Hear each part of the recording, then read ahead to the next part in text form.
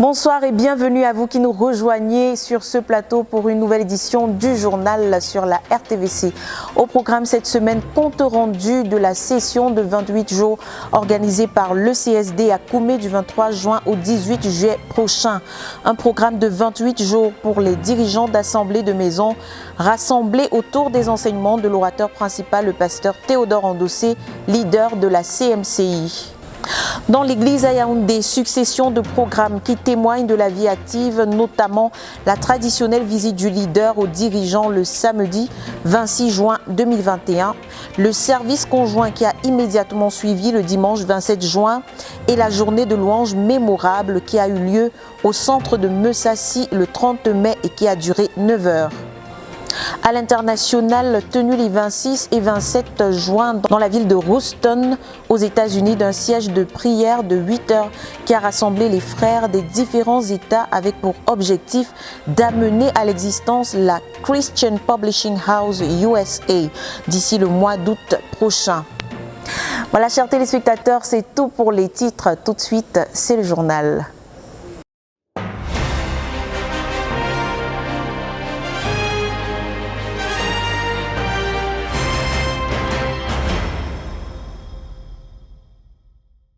Actuellement en cours au quartier général de la CMCI, la session de 28 jours organisée par le CSD qui a pris effet le 23 juin dernier pour les dirigeants d'églises de maisons.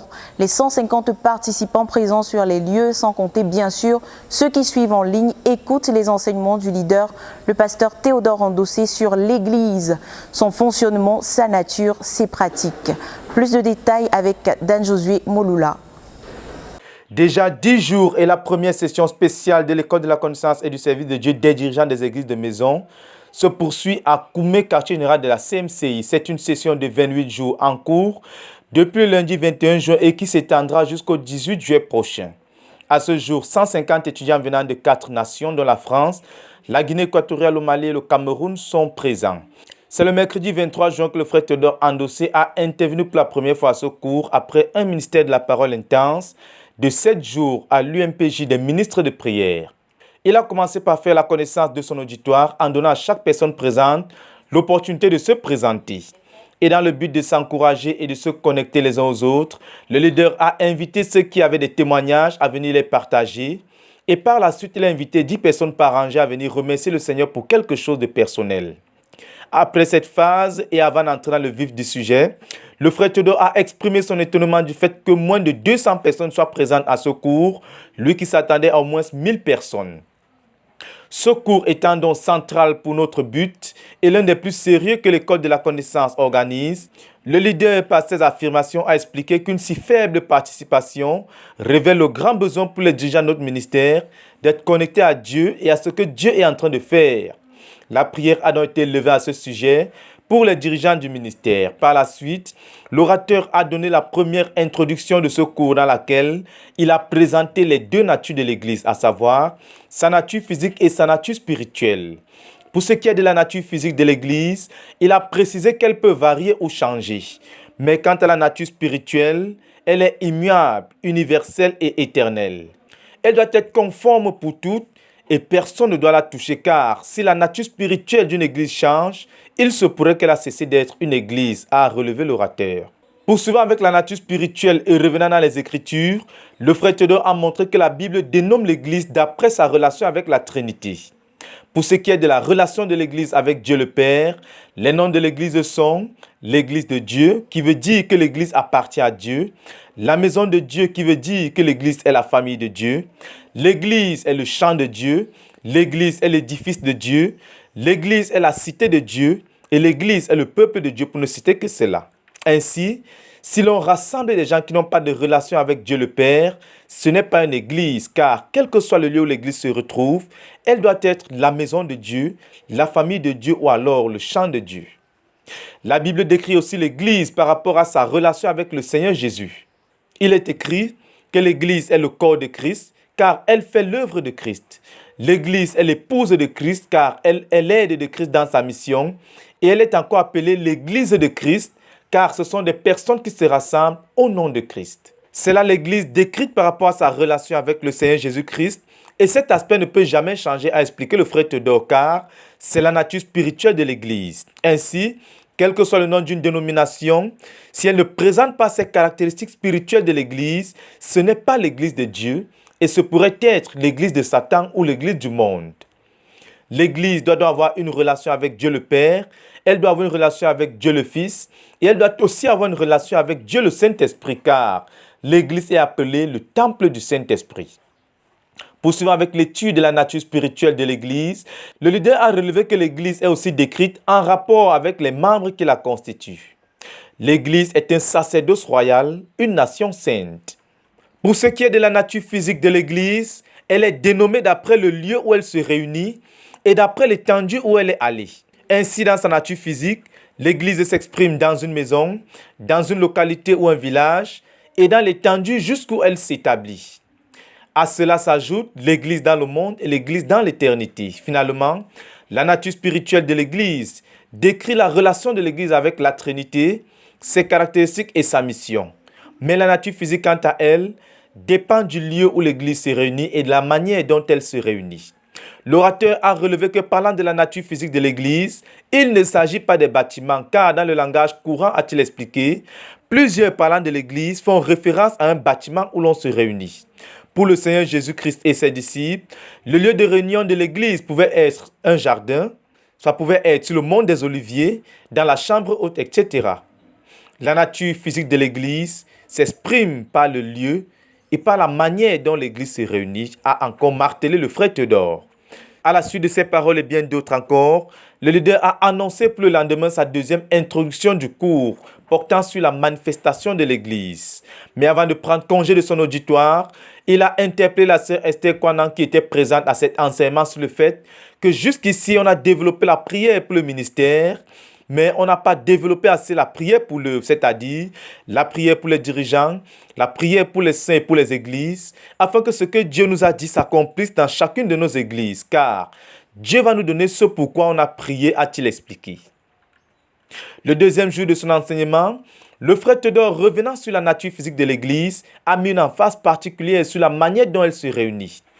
Parlant du culte à Dieu, le leader a relevé deux aspects du culte dans l'Ancien Testament, à savoir le tabernacle dans toute sa simplicité, qui est le fruit de l'obéissance à Dieu de Moïse, qui a fait tout selon les directives de Dieu, et le temple dans toute sa splendeur et sa gloire, qui est le débordement de l'amour pour Dieu de David, qui voulait apporter à Dieu ce qu'il avait de meilleur.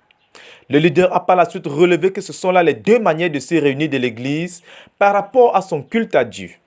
Ainsi, l'Église est bâtie sur l'obéissance à Dieu et sur l'amour pour Dieu. Soit que l'on se réunisse d'une manière extrêmement simple ou même dans un bâtiment glorieux, ce que nous faisons à l'extérieur doit être l'expression de notre culte à Dieu, débordant d'une relation correcte avec Dieu fondée sur l'obéissance et l'amour. Mettant en garde les saints, le frère Théodore a relevé que penser que si Dieu accepte la simplicité, alors le désordre et la négligence peuvent être tolérés, on ne fera que s'attirer la malédiction. De l'autre côté, penser que parce que Dieu peut accepter la richesse que l'homme lui apporte, on peut alors apporter sa richesse sans un cœur qui craint Dieu, alors Dieu va vomir nos offrandes et nos œuvres, a mis en garde l'orateur. Ainsi, dans nos réunions, une emphase doit être mise sur la révérence à Dieu. Et le désordre, la négligence, l'indiscipline, le bavardage et la saleté doivent être proscrits de ces saints rassemblements. Le vendredi 25 juin, troisième jour de son enseignement, le frère Théodore a relevé deux passages de la Bible dans lesquels le Seigneur Jésus-Christ avait parlé de l'Église, à savoir dans Matthieu chapitre 18 et dans Matthieu chapitre 16, les versets 13 à 19. Dans ces passages, a expliqué l'orateur, Jésus nous enseigne comment l'Église s'exprime, comment elle se manifeste, car l'Église est une entité vivante. Le Seigneur révèle également dans ce passage les principes sur lesquels l'Église est établie et les pratiques de l'Église. Le premier principe que le Seigneur nous communique dans ce passage vient de la confession de foi de Pierre en réponse à la question de Jésus, « Qui dit-on que je suis ?» Tu es le Christ, le Fils du Dieu vivant, avait alors proclamé Pierre, qui venait de recevoir de Dieu cette connaissance correcte de qui est Jésus, point de départ de l'Église. Ainsi, l'Église de Dieu commence par une relation correcte et vivante avec Jésus-Christ, qui est le résultat d'une révélation donnée par Dieu le Père. De ce fait, le leader a exhorté chaque dirigeant à s'assurer que les membres de notre congrégation connaissent véritablement Jésus au lieu de se contacter simplement des grands effectifs. Le leader a poursuivi son intervention en présentant le deuxième principe de l'Église que le Seigneur communique, à savoir que Dieu bâtit l'Église avec du matériau de même nature, savoir la nature de Jésus-Christ. L'orateur a illustré cette vérité à partir du livre de 1 Pierre chapitre 2 verset 4 dans lequel il est dit que Jésus est le rocher vivant et tous ceux qui reçoivent de Dieu la révélation de Jésus sont transformés en des pierres vivantes. La relation et la ressemblance à Christ sont donc indispensables car l'Église est constituée de deux choses, la fondation qui est Jésus-Christ et l'édifice qui est constitué des croyants qui ont la même nature que Christ. Ainsi, quand Dieu donne une révélation, Jésus de son côté reçoit la matière avec laquelle bâtit l'Église. Tout comme l'humanité que Dieu a créée devait être à l'image et à la ressemblance de Dieu, a expliqué l'orateur, l'Église qui est la création du Seigneur Jésus doit être constituée de petits Christ. L'Église n'est donc qu'une extension de Christ, car celui qui sanctifie et ceux qui sont sanctifiés sont de la même nature. Jésus a donc calqué son œuvre et bâti l'Église sur le modèle du Père. Et nous, à notre tour, sommes appelés à œuvrer et à bâtir nos églises sur le modèle de Christ, afin qu'il n'y ait qu'une seule œuvre, qu'une seule Église, à savoir l'œuvre de Dieu et l'Église de Dieu. Par la suite, le frère Théodore a relevé qu'une relation vivante avec le Seigneur Jésus-Christ à cause d'une révélation reçue du Père et une transformation de vie reçue de Jésus sont les deux premiers principes qui, mis ensemble, conduisent au troisième principe sur lequel est bâtie l'Église, à savoir l'autorité spirituelle qui découle de la nature même de l'Église.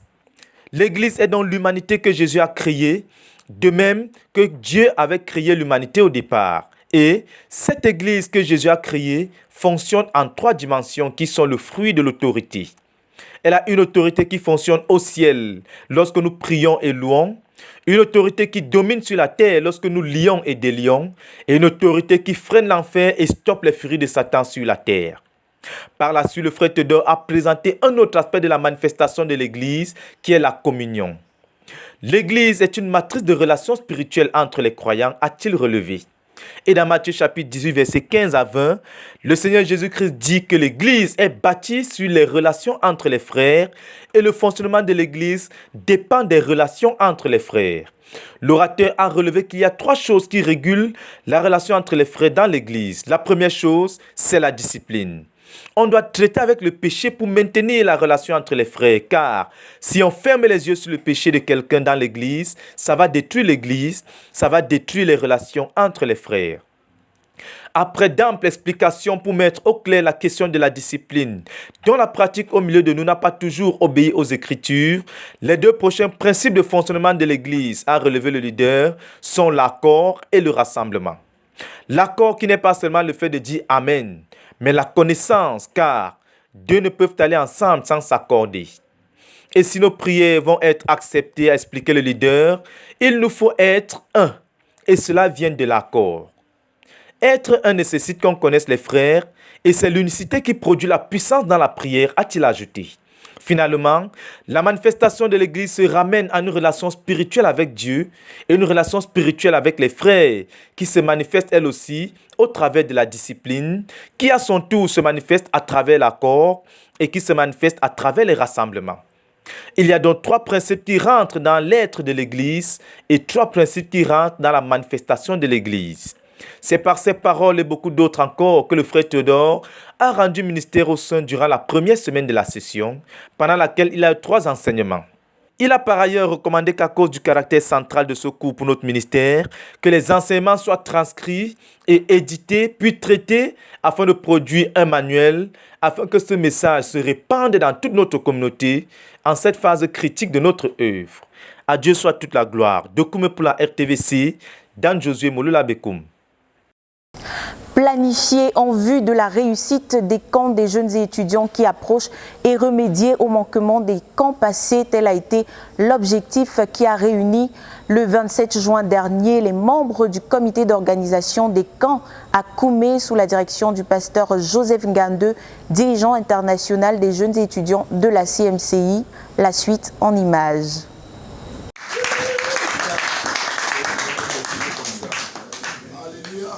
Le comité d'organisation des camps bibliques a tenu le dimanche 27 juin dernier sa traditionnelle rencontre annuelle pour la préparation des camps. Il faut préciser que cette rencontre fait suite à plusieurs descentes informelles de certains membres du comité d'organisation à la base à Koumé pour s'enquérir de certains des besoins clés en vue du succès des camps. Un peu plus de 40 dirigeants ont fait le déplacement de plusieurs provinces spirituelles pour prendre part à la rencontre. Cette rencontre a donc été l'occasion de faire le point sur les camps précédents, particulièrement sur les manquements à améliorer. Ils ont également fait le point sur les buts financiers que les différents dirigeants des jeunes et leurs équipes ont fixés pour apporter leur contribution pour le succès des camps, ainsi que les avancées enregistrées jusqu'ici dans les différentes commissions. Mais avant de considérer le travail à faire par chaque commission ainsi que leurs besoins pour plus d'efficacité, le frère Joseph Ngando a pris du temps pour exhorter les dirigeants présents sur le besoin d'aborder les camps cette année sous le signe de la responsabilité personnelle afin que le camp ne soit pas juste un racolage, mais que les choses soient bien faites. Après son exhortation tirée des livres de Jérémie chapitre 40 verset 10, de Proverbes chapitre 18 verset 9 et de Philippiens chapitre 3 verset 13, les différentes commissions ont été scrutées les unes après les autres afin de relever les manquements de ces dernières lors des camps précédents et les corrections à faire pour une meilleure gestion des camps cette année. La main de Dieu s'est puissamment manifestée dans le domaine des finances particulièrement, car pratiquement chaque année, il s'est posé un problème du préfinancement des camps pour permettre le décollage de ceux-ci et aider les différentes commissions à assurer leurs responsabilités bien avant le début des camps. Pour pallier à ce besoin séance tenante, les dirigeants ont pris la responsabilité avec les équipes d'apporter leur contribution dès leur retour. Les montants promis s'élevaient à un chiffre de 3 500 000 francs, mais sur place, 1 135 000 francs ont été suscités pour préfinancer les camps, particulièrement l'équipe de la cuisine qui a demandé un montant de 600 000 francs pour commencer les préparatifs en vue des camps dès maintenant. Pour ce qui est de l'investissement spirituel pour les camps, l'équipe des jeunes de la PSU Bambili portant en partie ce fardeau a planifié investir 10 000 heures de prière. À ce jour, ils ont déjà investi au moins 6 000 heures de prière pour les camps et 10 sièges de prière de 24 heures ont déjà été organisés à cet effet. Et dans les jours qui viennent, un siège de 48 heures et 2 autres sièges de 24 heures sont programmés. Pour ce qui est du jeûne, 6 personnes ont jeûné 100 jours de jeûne partiel en vue des camps. 40 personnes ont accompli au moins un mois de jeûne partiel, pour ne citer que cela. Il faut relever que l'une des innovations pour les camps bibliques de cette année, c'est que l'ouverture des stands se fera dès le début du camp des jeunes, particulièrement le 3e jour, afin que la plus jeune génération, ainsi que les étudiants, soient imprégnés de notre ministère dès le bas âge. Pour cela, une lettre d'information a été rédigée pour sensibiliser les chefs de département à cet effet. La rencontre a également été un grand moment de communion et de retrouvailles entre les frères qui, pour la plupart, ne s'étaient pas vus depuis longtemps. La louange et les actions de grâce avaient donc une place prépondérante à ces rencontres. La prière a également été élevée pour différents fardeaux, entre autres, le leader et tous ceux qui sont en train de jeûner en ce moment. Et de la prière abondante a également été élevée pour les différentes commissions en vue de la préparation et du succès des camps bibliques à venir. La rencontre s'est achevée autour d'un bon repas et des rafraîchissants et les différentes délégations ont été recommandées à la grâce du Seigneur pour leur voyage retour. À Dieu soit toute la gloire pour les avancées majeures déjà enregistrées à ce jour. Document pour la RTVC, Dan Josué Mouloula Bekoum.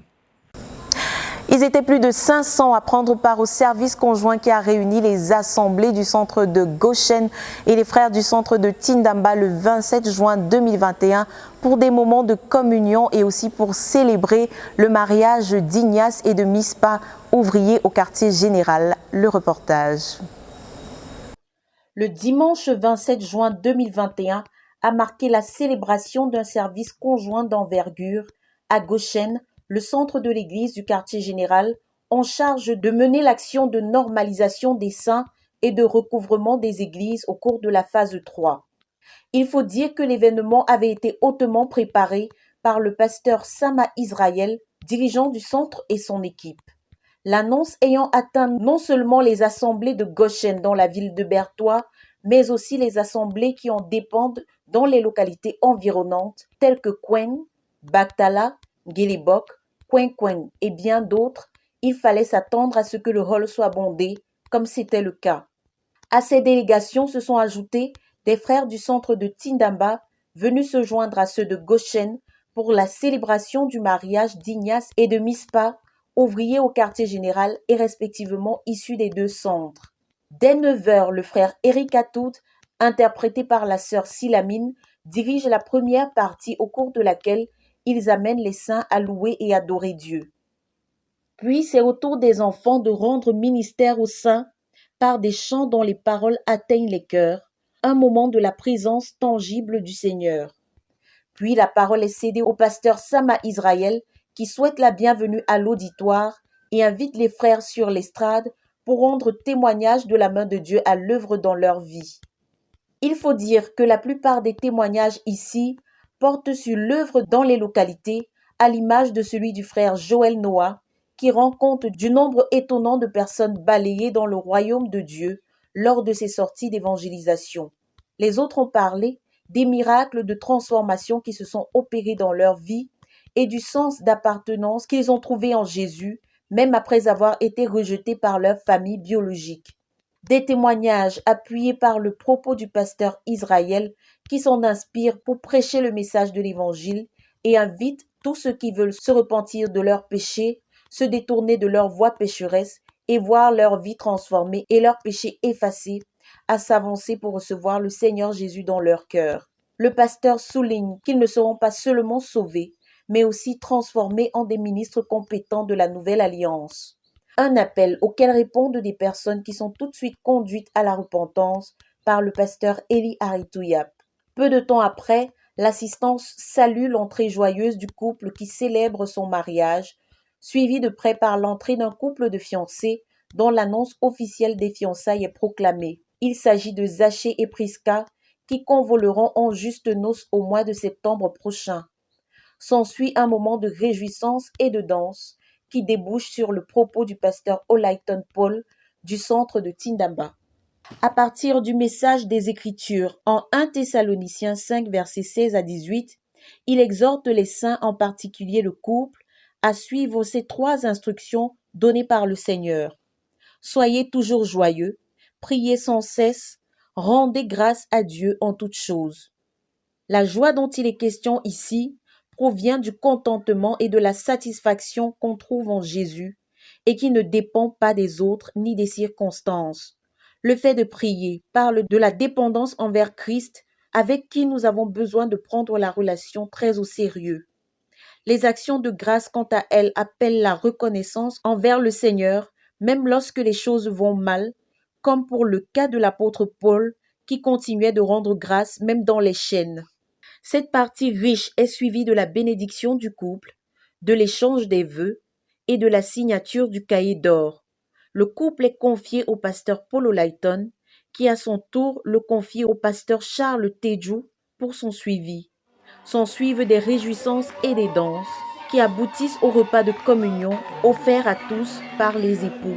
Nous rendons toute la gloire au Seigneur pour ce joint service et pour ce mariage.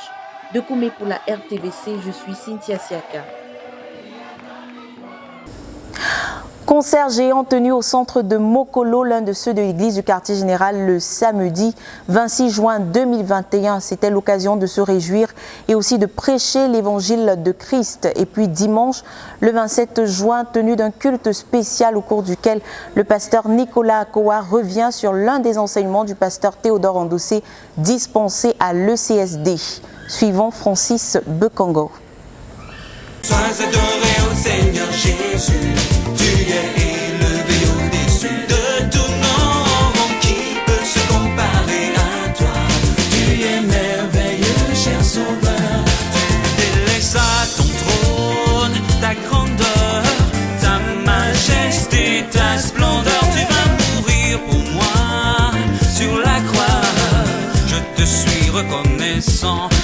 Au centre chrétien de Mokolo, ici à Bertois, s'est effectivement tenu le deuxième annoncé et très attendu concert géant de l'année 2021, le samedi 26 juin. Adorer, vénérer et psalmodier celui en qui nous avons la vie, le mouvement et l'être était le leitmotiv de la cérémonie. sans oublier le non-dit qui, assurément, était le transfert autant que possible des âmes des ténèbres à la lumière. Vous avez aimé le concert du 30 janvier, vous allez préférer celui du 26 juin, était la phrase qui revenait sans cesse de la bouche du frère Gaël Levette, le MC du centre.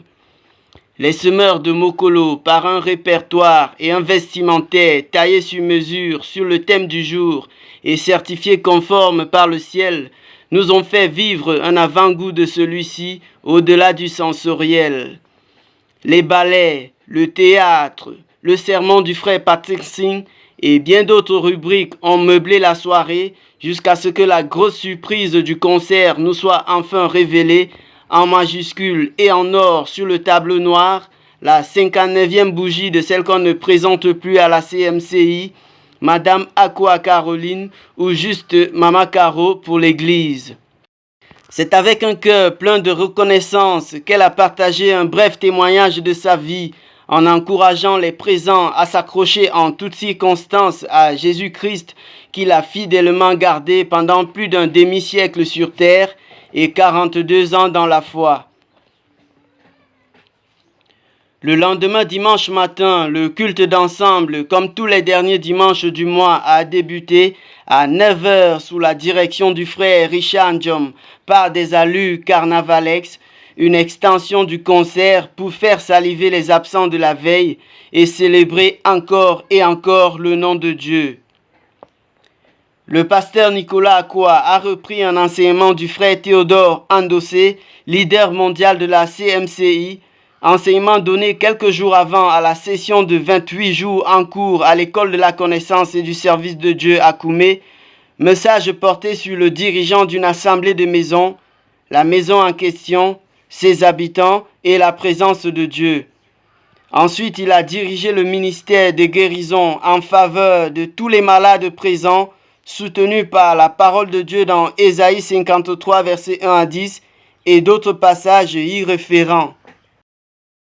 Au final, d'autres ministères ont été rendus sous l'instigation du coordonnateur à différents groupes d'individus tels que les célibataires aspirants et brûlants pour le mariage, les couples sans enfants, les sans-emploi, les candidats aux différents examens et concours officiels. 10 personnes ont été sauvées pendant le concert, plusieurs témoignages de guérison physique. Les jeunes, ici comme finés dans la Bible, sont zélés pour leur Dieu. La vie chrétienne n'est pas ennuyeuse dans ce centre. L'église est en marche, la méga-église de Mokolo est en route. Bekongo Germain Francis, de retour de Mokolo pour la RTVC.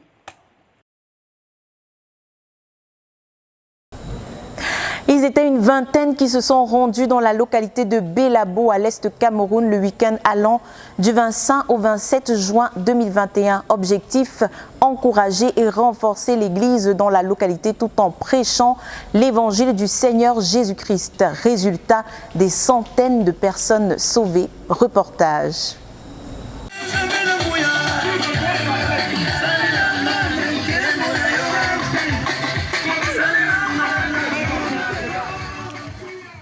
L'équipe de la conquête et de l'implantation de 1000 nouvelles églises a été ce week-end à Belabo en vue de renforcer l'église locale. Ils sont partis de Bertois environ 22 évangélistes dans une IAS pleine, en plus de ceux qui sont partis à moto. Et cette équipe dirigée par le pasteur Chinze Thomas, sur place a été divisée en équipes de 2 ou 3 personnes. Ainsi, ils ont envahi les marchés, les rues, les quartiers de la ville de Belabo, proclamant l'évangile du salut. Ce samedi, l'équipe a conduit 190 âmes au Seigneur Jésus-Christ.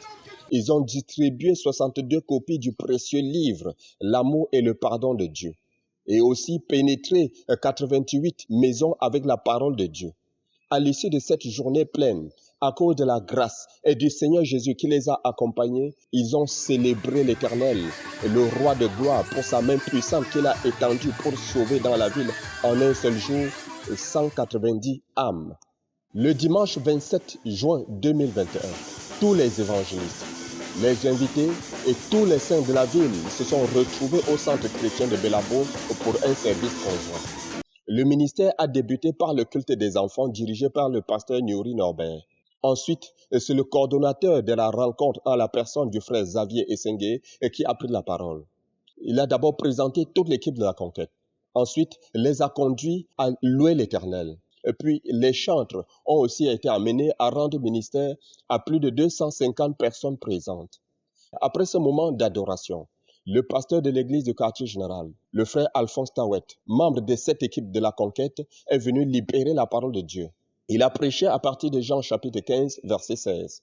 Il a rappelé que Jésus-Christ est celui qui a choisi chaque participant présent.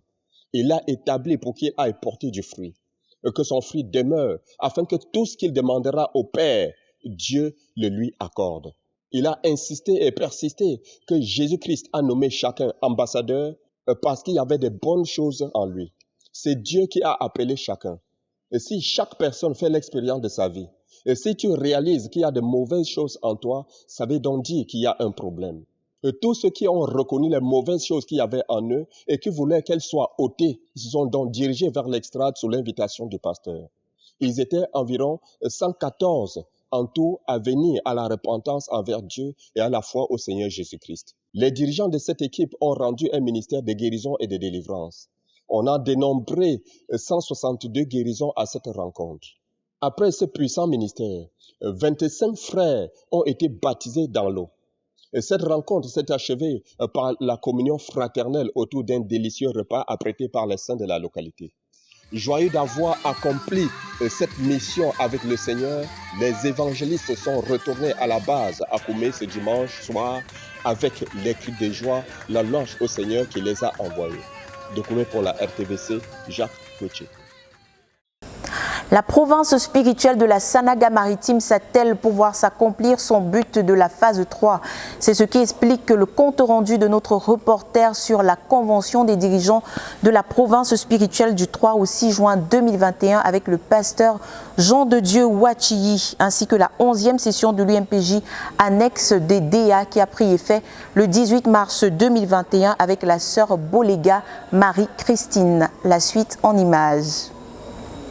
La croissance en nombre et en église implantée pour l'accomplissement du but de la phase 3 de manière générale et dans la province spirituelle de la Sanaga-Maritime en particulier a été au centre de la convention des dirigeants de la province spirituelle de la Sanaga-Maritime les 3, 4, 5 et 6 juin 2021 à la province de la base de l'œuvre nationale Antumba, Aïdéa. Pendant 4 jours et autour du dirigeant de l'œuvre nationale, le pasteur Jean de Dieu, les dirigeants venus des DA, de l'océan, d'Union Ekele, ont été édifiés sur les secrets de la croissance. 9 au total, parmi lesquels l'obéissance et la croissance, le travail dur et la croissance, l'essence de la croissance, les liens de la croissance, les dons spirituels et la croissance, la vie et la croissance, la parole et la croissance, l'organisation et la croissance et le suivi des jeunes convertis et la croissance. S'agissant du travail dur, a-t-il noté que le travail dur produit le caractère de Dieu? Travailler dur, c'est le caractère de Dieu.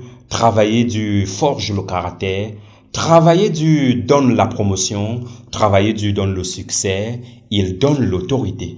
Travailler dur forge la personnalité. C'est l'exemple de Néhémie et de Jésus-Christ. Une fois Jésus a été baptisé, il est allé en retraite à l'immédiat et Dieu lui a dit par où son ministère devrait commencer. Jésus connaissait donc la valeur du temps. Que fais-tu du temps? A-t-il posé la question aux dirigeants. L'éternité nous attend. 1 minute de temps perdu sur cette terre équivaut à 27 millions d'années gaspillées dans l'éternité et tu n'auras pas la récompense que les autres qui ont géré la 1 minute. Le gaspillage est la cause principale pour laquelle plusieurs n'atteignent pas leurs objectifs. Le péché de renvoyer à plus tard est un destructeur des destinées. Avec le but que nous avons devant nous, gaspiller 1 minute est préjudiciable. Catastrophique. 1679 jours pour produire 1 million de disciples dans 10 départements. Si nous nous engageons, nous allons atteindre cet objectif dans 2 ans. Revenons donc à l'implantation des églises 24 heures sur 24. Revenons à nos moutons, ainsi il nous faut implanter des églises de maison. Ce point sur le travail dur étant élucidé, le frère Jean de Dieu a conduit les dirigeants à prier pour que le Seigneur sauve et ajoute à notre nombre, à la CMCI Cameroun, pendant les 24 heures de chaque jour, 23 000 personnes dans toutes nos églises. Enseignant sur le fait que l'absence des dons, des miracles, ralentit la croissance, les gens ont déjà tout entendu l'évangile, a-t-il dit.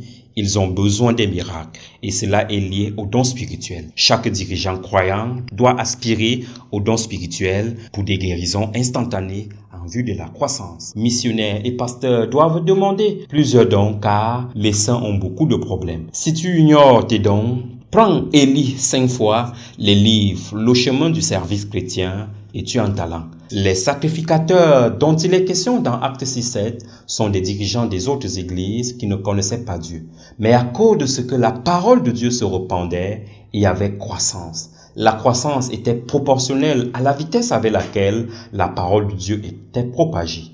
Le pourcentage en nombre dépendait du pourcentage de prédication de la parole des apôtres à cette époque, décrit dans le livre de Actes chapitre 6, verset 7. Pour les besoins donc de la croissance, nous avons besoin de 10 missionnaires dans les villes d'Edea et 25 missionnaires dans la province spirituelle de la Sanaga-Maritime avant la fin de la phase 3. Abordant le dernier secret de la croissance qui est le suivi des jeunes convertis et la croissance, le frère Jean de Dieu a enseigné que si les jeunes convertis sont abandonnés à eux-mêmes, ils vont mourir car tout bébé abandonné à lui-même finit par mourir. Le manque de suivi des jeunes convertis fait en sorte que les jeunes convertis n'intègrent pas l'église. Dans le livre de Actes 9, tout le chapitre, le frère Jean de Dieu a montré que dès la conversion de Saul de Tarse, celui-ci a été suivi par Ananias à Damas pour prier pour que Saul recouvre la vue et soit rempli du Saint-Esprit. D'après le verset 17 du 9e chapitre des Actes des Apôtres. Par la suite, par Barnabas à Jérusalem pour l'affermissement face aux persécutions dont Saul, devenu Paul, faisait face. Parmi les bienfaits du suivi des jeunes convertis, nous avons la protection du jeune converti face aux tempêtes, sa transformation en disciple, par la suite, la transformation en missionnaire. Selon Ésaïe 6, verset 8, chaque jeune converti a besoin d'un bras fort, car le rôle d'un encadreur est d'assurer que le jeune converti entre dans les mains de Jésus, qui sont les mains de Dieu. Les eaux de baptême, en 7e, et l'aide à témoigner aux autres. Lorsque Dieu nous donne des jeunes convertis, leur sang est sur nos têtes. Une convention riche en enseignements des différents dirigeants venus. Le prochain rendez-vous a été pris dans le mois de décembre. La province spirituelle de la Sanaga-Maritime s'attelle pour voir s'accomplir son but de la phase 3. C'est ce qui explique que le compte rendu de notre reporter sur la convention des dirigeants de la province spirituelle du 3 au 6 juin 2021 avec le pasteur Jean de Dieu Ouachii, ainsi que la 11e session de l'UMPJ annexe des DA qui a pris effet le 18 mars 2021 avec la sœur Bolega Marie-Christine. La suite en images.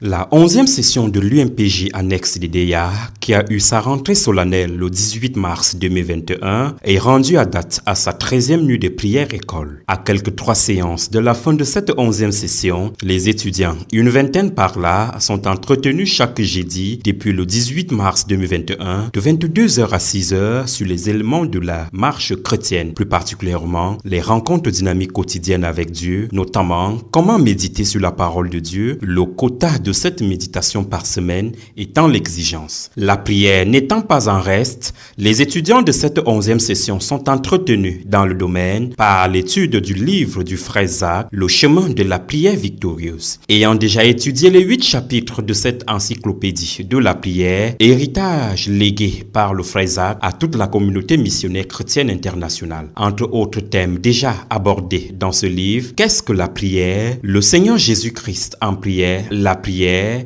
un combat spirituel. Et sur ce point, les étudiants ont été édifiés que pour celui ou celle qui prie, le mot impossible n'existe pas. Ce sont les prières élevées par les croyants sur la terre qui dirigent le ciel. Ainsi, celui qui ne reçoit pas les ossements aux prières doit se poser des questions sur sa vie. La prière, qui est un moyen d'opposition à la volonté du diable, est un conflit. Par conséquent, elle ne se limite plus au fait de demander et de recevoir. La prière implique donc à ce moment 3 personnes: Dieu, celui qui prie, et le diable. Si, dans l'art spirituel de la prière, la volonté de Dieu et l'attente devant Dieu sont capitales pour les prières efficaces, tous ceux qui cherchent la volonté de Dieu avant de prier, Dieu ne tarde pas à la leur révéler. Et un moyen pour connaître la volonté de Dieu est l'attente devant Dieu. Quand tu viens dans la présence de Dieu pour prier, il faut apprendre à attendre que le Père nous adresse la parole en premier. Et d'après le frère Isaac, je cite, « Lorsque nous venons devant le Seigneur, laissons au Saint-Esprit le temps de créer en nous l'esprit paisible, indispensable à la prière. Laissons-lui le temps de nous séparer totalement du bruit et des pensées qui nous entourent. Puis entrons en sa présence. » Fin de citation. Sur ce point, beaucoup d'étudiants ont reconnu être des braqueurs de la présence de Dieu et des enfants impolis n'ayant aucun respect pour Dieu, car auparavant, sans aucune attente, ils venaient, ils commençaient juste à jeter des paroles, à parler à Dieu, sans que ce dernier leur ait donné l'aval. Avant, je ne savais pas qu'il fallait attendre que le Seigneur me parle quand je viens dans sa présence.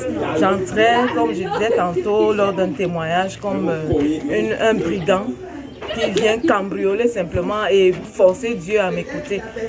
Et j'étais en position d'une personne qui est désobéissante, un enfant désobéissant qui parle à son père n'importe comment. Aujourd'hui, je sais que quand je vais dans la présence de Dieu, je dois prendre un temps pour écouter d'abord Dieu afin qu'il dépose en moi le fardeau de ce qu'il attend et que c'est ce fardeau-là que je transforme en sujet de prière et je peux prier librement. À côté de l'art spirituel de la prière, les limitations de Dieu, les étudiants inscrits à cette 11e session sont également édifiés sur la louange et l'action de grâce. La louange consistant à exalter, élever, bénir, glorifier, adorer l'Éternel Dieu pour ce qu'il est. En revanche, les actions de grâce sont l'expression de ce que Dieu a fait pour nous. Beaucoup d'étudiants inscrits à cette 11e session ont donc été enseignés sur la nécessité d'avoir un cahier propre aux actions de grâce. Et parmi les activités auxquelles sont soumis les différents étudiants venus des églises d'Edea, de Kribi, de Puma, de Dizangue, de Mwanko, l'entretien, le traçage et l'écriture des actions de grâce soumis à l'exercice, la dirigeante principale de l'UMPJ annexe d'EDA, la sœur Marie-Christine Bolega, observe et apporte des corrections au sujet des prières et d'actions de grâce rédigées par les étudiants. Tout à côté du cahier d'action de grâce, les étudiants de la 11e session sont enseignés sur comment tracer et entretenir un cahier de requêtes. Après un exercice d'écriture en séance, dirigeants et encadreurs corrigent.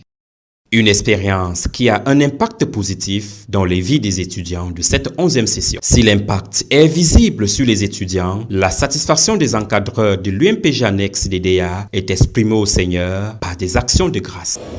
Et Seigneur, il y a des fruits. Il y a des fruits, Seigneur. Les étudiants sont contents des fruits. La mise en pratique des prières, ils voient des fruits, les ossements des prières.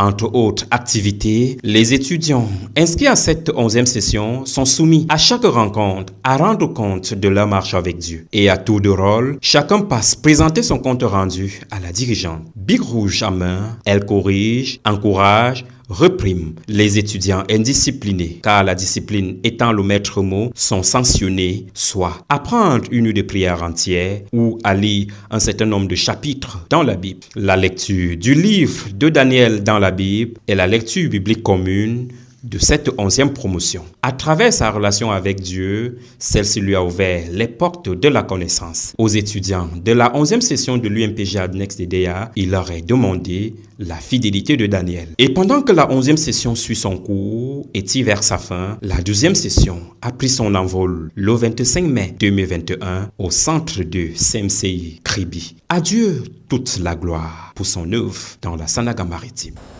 Cette fois, nous vous proposons un dossier de la rédaction qui relate les activités menées dans l'église à Yaoundé. Tout d'abord, la 19e rencontre du pasteur Théodore Ondossé avec les dirigeants de l'église à Yaoundé le samedi 26 juin 2021 qui a rassemblé environ 70 personnes. Et puis le service conjoint trimestriel à la méga église de Yaoundé qui a eu lieu le lendemain, dimanche 27 juin.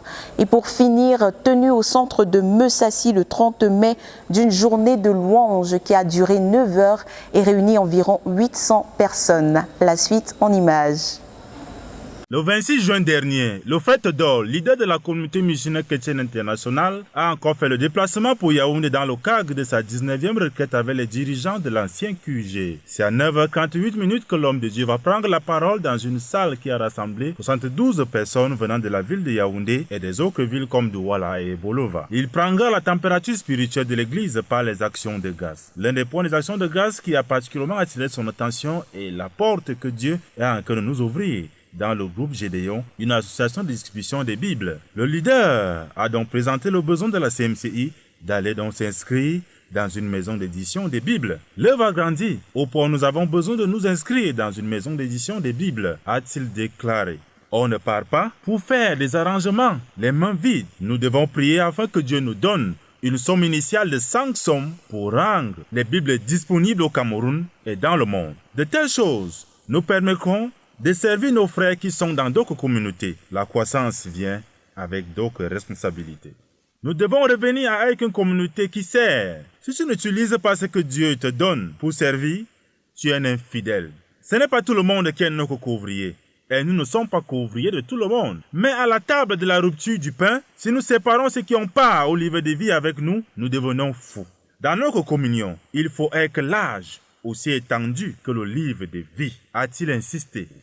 Parlant de son jeûne en cours, il a fait savoir à ses frères que le Seigneur a donné une autre orientation à ces jeunes. Ces jeunes n'étaient pas dans mon programme, déclare-t-il. Quand j'étais en retraite, j'étais en train de demander à Dieu de me donner les clés des connaissances au sujet des temps dans lesquels nous vivons, afin que je puisse diriger la communauté conformément à ces moments. Je suppliais Dieu de me donner les clés dans les œuvres. Dieu donne les clés en termes de connaissances, les clés en termes d'œuvres. Dieu avait donné les clés à Moïse pour aller libérer son peuple entre les mains de Pharaon en Égypte.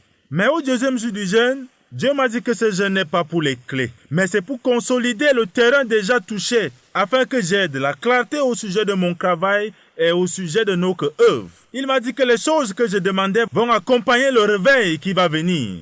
Aucun dirigeant ne peut pas grandir dans certains domaines sans son peuple. Certaines promotions viennent de ce que les gens sous nous grandissent. Quand les gens sous nous grandissent, nous obtenons une promotion automatiquement. Le fait de payer le prix a les limites. Il y a certaines choses qui arrivent avec le corps. C'est basant sur Éphésiens au chapitre 3, du verset 16 au verset 19, il a continué à démontrer qu'il y a une connaissance que Dieu donne ensemble avec les autres saints. Il y a la plénitude que Dieu donne avec les autres saints. La croissance en effectif agrandit le gabarit spirituel de tout dirigeant. Les dons de tout dirigeant augmentent avec les effectifs. Le leader a continué à encourager ses frères à se former, à croire à notre vision et surtout à faire quelque chose de significatif pour l'évangile tout en gardant leur vie exempte de l'amour de l'argent. En ce qui concerne ses préoccupations actuelles en tant que dirigeant, il en a mentionné quoi? Parlant de la première préoccupation, il y a le travail de consolidation, spécialement la tâche de bâtir beaucoup de dirigeants pour contenir la croissance qui est déjà là et poursuivre la croissance. Dans Deutéronome, au chapitre 1 du verset 9 à 13, le travail de consolidation consiste à susciter, augmenter et former les dirigeants pour qu'ils grandissent en gabarit pour la croissance actuelle et à venir. Le deuxième travail dans la consolidation, c'est le recouvrement du ministère. Le ministère, en ces termes-ci, c'est tout ce que Dieu a produit en nous pour le servir. Nous ne pouvons juste pas nous mettre à avancer sans maintenir ce que nous avons déjà. Enfin, dans la consolidation, nous devons avoir une culture d'achèvement des projets que nous commençons. Nous devons cesser de vivre dans la nostalgie de ceux qui ne sont plus là. Plusieurs des projets commencés doivent être achevés. Il nous faut exhorter les dirigeants actuels à planifier leur travail. There is leadership work in Yaoundé to do.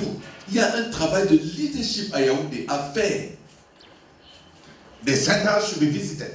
Il faut que les centres soient visités. The leaders should be built. Il faut que les dirigeants soient bâtis. The contribution to world conquest should be mobilized. Il faut mobiliser les contributions à la conquête du monde. There's leadership work. Il y a du travail de leadership. And the prayer and fasting work should be increased and made more effective. Et le travail de prière et de jeûne doit être augmenté et rendu plus efficace. That's what I'm turning my attention to. C'est vers ces choses-là que je tourne mon attention. Après l'intervention du leader, nous avons eu droit au compte rendu de l'Église, un véritable moment d'action de grâce à cause des merveilles du Seigneur manifestées au milieu de nous. L'une des articulations de ces moments était de prier et remercier le Seigneur pour la nomination du pasteur et procureur Awala Jean-Claude. En priant pour le frère Awala, le leader a encouragé les saints à prier pour tous nos frères qui occupent des postes sensibles dans le gouvernement. Citant Esdras au chapitre 1 du verset 1 et 2 Samuel au chapitre 24 au verset 1, il les a démontré que accomplir les desseins de Dieu à partir d'un poste influent, cela relève de la pure faveur de Dieu. C'est autour de 16 heures que ce rendez-vous annuel, un rendez-vous de communion fraternelle, va prendre fin. À Dieu soit toute la gloire pour sa bonne main manifestée à l'église à Yaoundé. Yves Njana, Yaoundé pour la RTVC.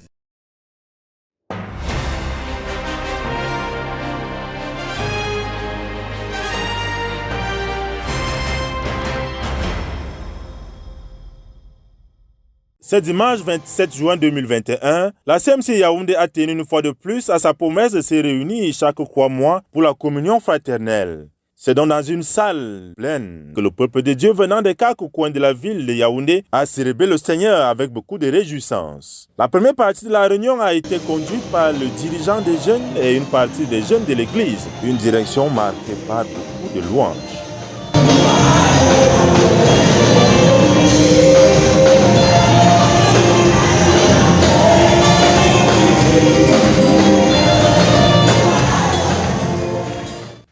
Après les jeunes, l'occasion a été donnée au pasteur Samson Assieni de proclamer le message de l'évangile. Son message était en fait soutenu par son témoignage de conversion. Le prédicateur a expliqué que l'année où il devait donner sa vie au Seigneur, il avait eu beaucoup d'hésitation à intégrer l'église de la CMCI à cause du fait que le lieu d'adoration n'était pas visiblement accueillant. Pour clencher cette lutte intérieure, il avait mis Dieu à l'épreuve. Et l'épreuve en question était que si le pot de fleurs qui était dans leur salon se casse, il devait comprendre que c'était la bonne église.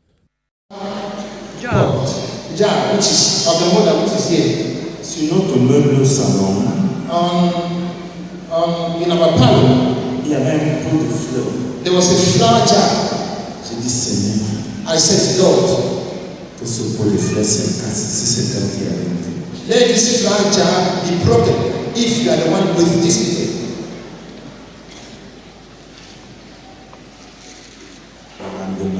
The next day, je suis sorti.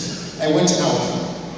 Sur le 19, I came back around 7 p.m. je me suis assis au salon. and I sat in the parlor. J'avais oublié ce que j'avais dit là-dessus. I had forgotten what I had told God. Soudainement, Suddenly, j'ai levé les yeux vers le meuble. I rose my eyes towards that flower jar, Le pot de fleurs était en 2 pièces. and it was broken into 2. Dieu avait donc remporté la victoire. À l'issue de ces messages, 81 personnes ont accepté le Seigneur. Faisant suite à cette articulation critique, le provincial, le pasteur Jacques Yungan, à partir de Luc chapitre 19 au verset 10, a encouragé l'Église à prêcher l'Évangile, car le Fils de l'homme est venu pour chercher et sauver ce qui était perdu. La volonté de Dieu est que personne dans ce monde ne périsse. Et si je dois ancrer dans cette volonté, je dois aussi travailler pour que tout le monde croie. Et croire et gagner les âmes, c'est donner de la joie au ciel, a-t-il poursuivi. Et pour donner la joie au ciel, Dieu nous a donné une bombe qui est l'Évangile. L'Évangile est la bombe de Dieu. Aucun résicrucien, aucun sorcier, aucun voleur ne peut résister à la bombe de Dieu. Nous sommes les partenaires du Seigneur dans le gagnement des perdus. Je prêche l'Évangile, lui le Seigneur, il convainc, a-t-il conclu. L'offrande pour la poursuite des travaux de l'Église et les prières de guérison ont meublé aussi ce grand rendez-vous. C'est par la bénédiction des dirigeants que l'Église est vainqueur. L'église à Yaoundé va joyeusement se séparer tout en se donnant rendez-vous dans 3 mois. À Dieu soit toute la gloire pour ce rendez-vous de gloire. Yves Ndjana, Yaoundé pour la RTVC.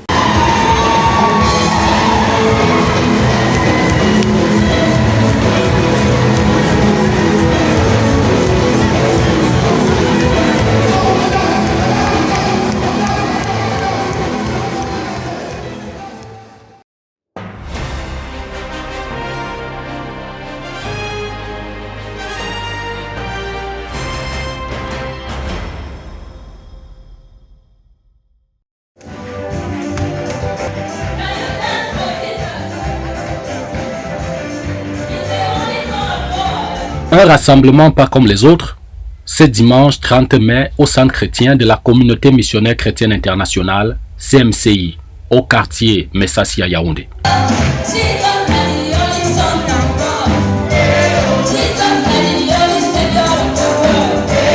Depuis son implantation le dimanche 19 novembre 2016, le rôle destiné au rassemblement de l'Église, ce jour n'a jamais connu autant d'engouement et de personnes.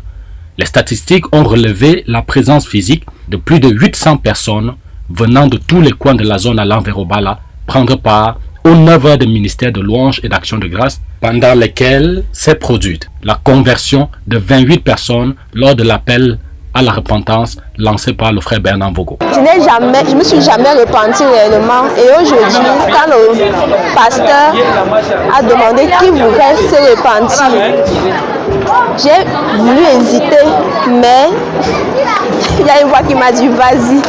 Cette dernière réunion a été un franc succès. Au regard des témoignages de la manifestation de la main de Dieu sur le champ d'évangélisation, des équipes, des caravanes d'évangélisation, des quartiers Nkolombo, Ekabita, Messassi, Nkometu. La solennité festive de cet événement a été relevée par la joie perçue sur le visage du pasteur de la zone allant vers Obala, coordonnateur du dit événement, le pasteur Kamsou Aurélien Bertrand. Le featuring des 5 chorales a gardé le peuple en haleine attaché au Seigneur durant les 9h30 pendant lesquelles cet événement s'est tenu.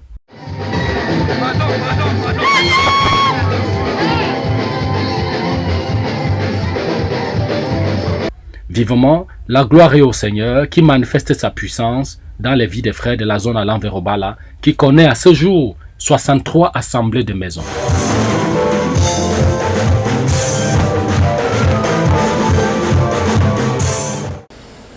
CMCI États-Unis tenu les 26 et 27 juin d'un siège de prière de 8 heures qui avait pour but d'enfanter la Christian Publishing House USA. Les frères en ont profité pour avoir des moments de communion le dimanche. Le reportage. C'est dans la ville de Houston, en Louisiane, aux États-Unis d'Amérique, qu'a pris effet le samedi 26 juin 2021 le siège de prière de 8 heures qui avait pour but de prier pour le démarrage effectif de la Christian Publishing House USA. Ont pris part à cet événement un total de 13 personnes venues de divers États tels que le Texas, la Géorgie et la Louisiane. Le dirigeant de notre œuvre aux États-Unis, le frère Calvin Fomum, a effectué le déplacement depuis la ville d'Atlanta, ainsi que des frères venus de Houston et de Dallas sous la direction du frère Donald Gongay. Samedi, dès 14 heures, les participants ont été accueillis et installés dans leurs logements respectifs. De 16 heures à 17h30, le repas de bienvenue leur a été offert par le couple Tchakounte Anthony et Gracielle dans les locaux de leur bureau, qui abritent en l'occurrence la CPH USA. Après un moment de repos, les frères ont passé du temps dans la prière de 20h30 à 4h30.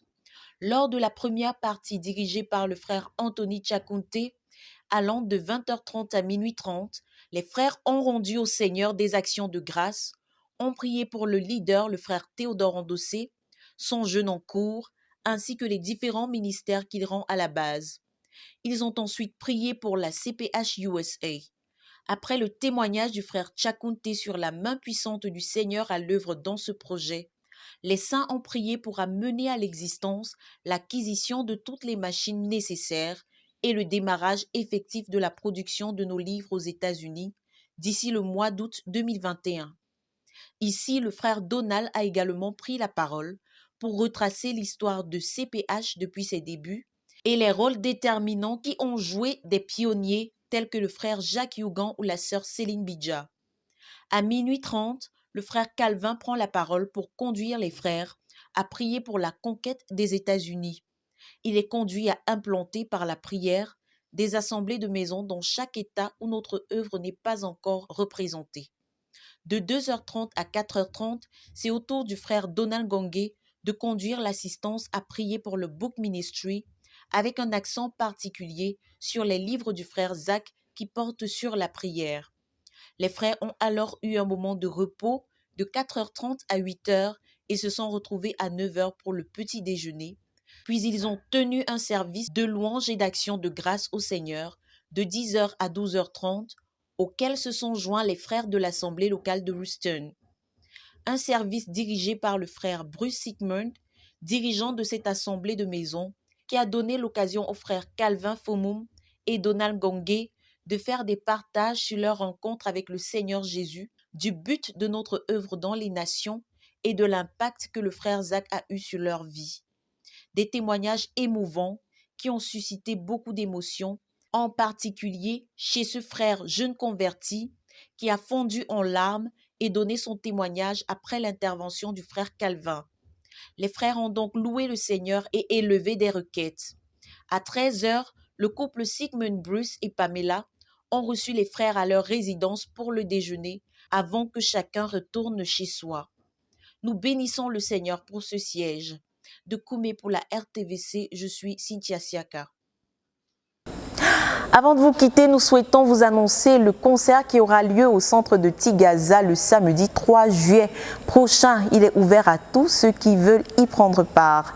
Voilà, c'est la fin de ce journal, chers téléspectateurs. Merci de nous avoir suivis jusqu'au bout. Surtout, restez connectés à la Radio Television Voice of the Cross. C'est la chaîne de la Bible. Que Dieu vous bénisse.